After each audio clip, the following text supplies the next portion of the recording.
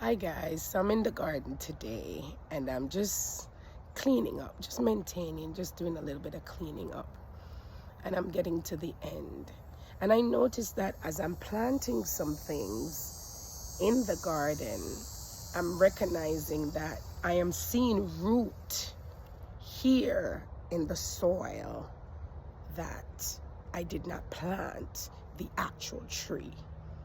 And I'm looking at the dynamics of root as it pertains to our life, as it pertains to deliverance and healing, and to say that a lot of times the tree is cut down. Did you remember Nebuchadnezzar, where the Lord had said, cut the tree down, but leave the stem in the root?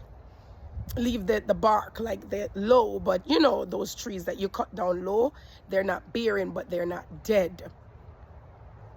There are things in our lives as it pertains to roots that you are not really seeing any fruits or any leaves, or sometimes no symptoms that it is alive, but it's not dead. And roots goes way down so deep.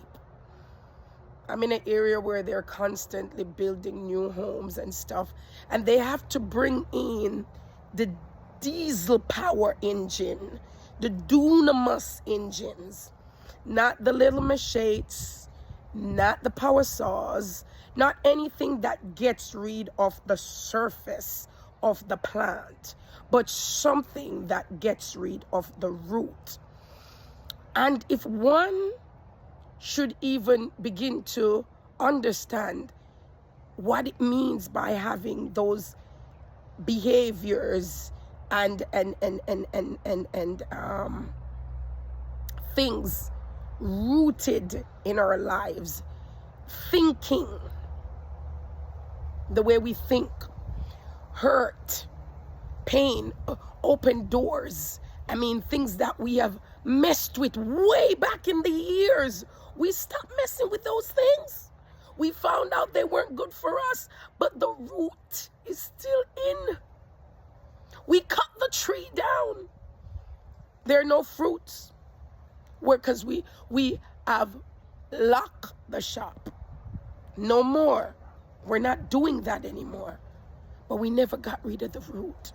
And the root need a certain tool. And that's why I'm so keen to deliverance. Because we're saved. No question asked. But there are things that we have not been delivered from. And we will live a life that is okay. And we're not questioning your salvation. But you have not been delivered from that. And that root become generational because it is there in the soil of your life.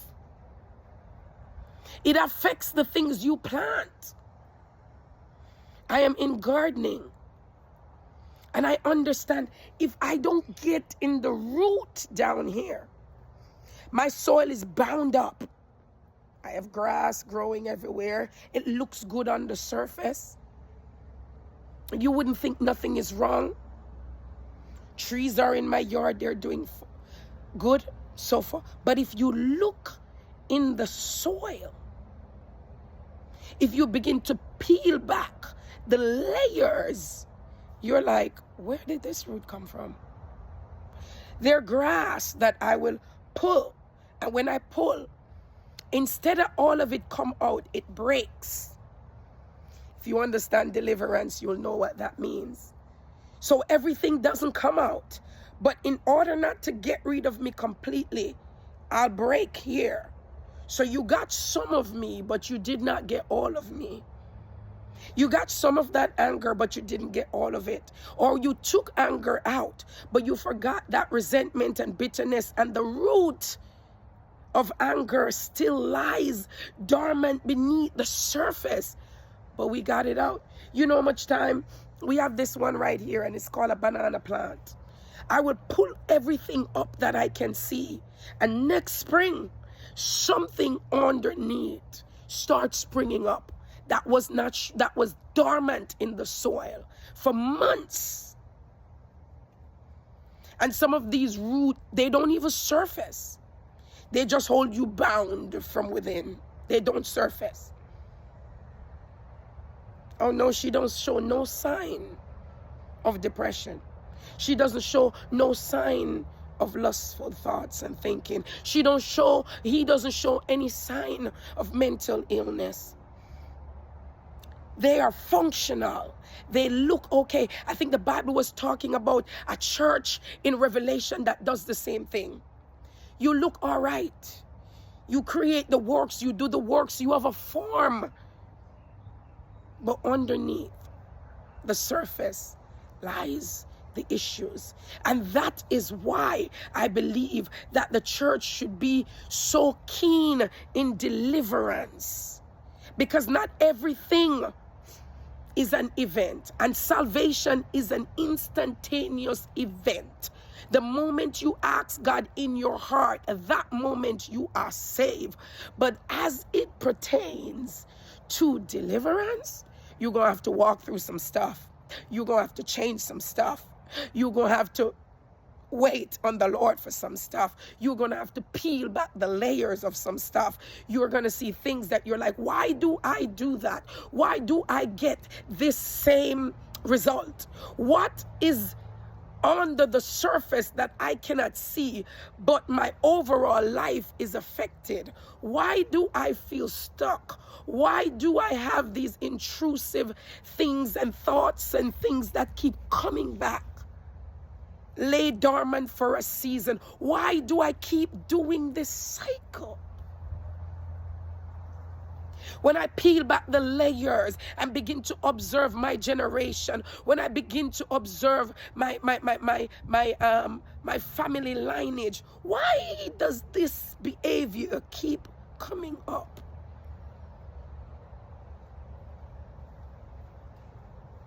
In the saved and the unsaved. What is this? I was watching a show and it is called Relative Race. And believe it or not, it's two sides to the coin. People were finding their family members and understanding that you are like me. You do the things I do even without the connection, that we carry this in the family. We are singers and we have this gift, and it's in the family, and we can tell that you're doing something within that area or that arena. The family, they have this type of a nose, and even though I have not seen you before today, I recognize you from that structure, from that behavior, from that gift, and I said, this coin has two sides as well. There's things that have come down the pipeline. There are behaviors that were transferred. There are things that, we did not get rid of. Grandma and grandpa, they didn't they didn't even tell you. Mommy and daddy can't bear to tell you the things that they were involved in before they create you. You don't know the stories because they were growing while raising you. You're like, why is this in my bloodline? And we begin to recognize that there are layers to deliverance and healing.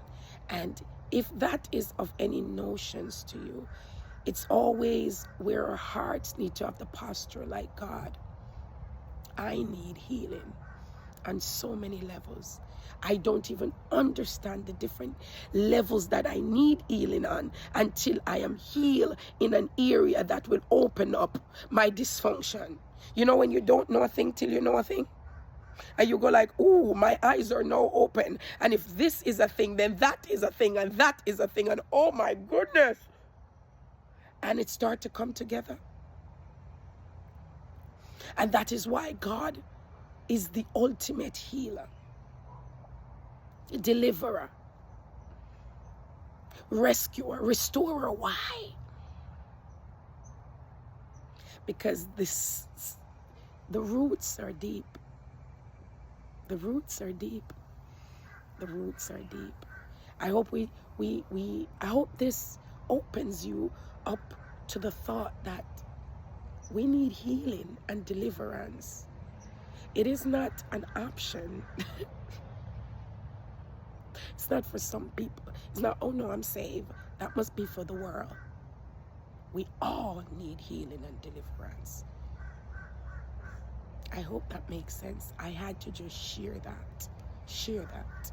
And I pray that as God begin to open our eyes in this season, we'll begin to not to self-protect or to be a hypochondriac or to be a pessimist but to allow God to do that healing in us, and to be open, and to be teachable and pliable, and to say, Holy Spirit, where do I need healing? Begin to have that conversation.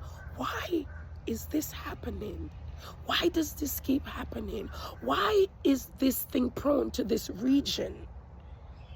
Why in this area are there so much closed businesses? Why that is in this area we have so much teenage pregnancy? What is over this town, this city that I live in? And we begin to go deeper as it pertains to, and bring it home in my household. Why do I notice this in my children, in me, in my husband? Why are we always plagued with this particular thing? Sometimes it changes face, but at the root of the issue, it's the same thing at work. That same spirit at work. And it wear many faces, but at the root of it is anger. At the root of it, it's lust. At the root of it, it's envy. At the root, it's pride. It's jealousy. But you don't see it. Because it doesn't steal anything. It just always put me down. But, and we excuse things. It's time to get delivered.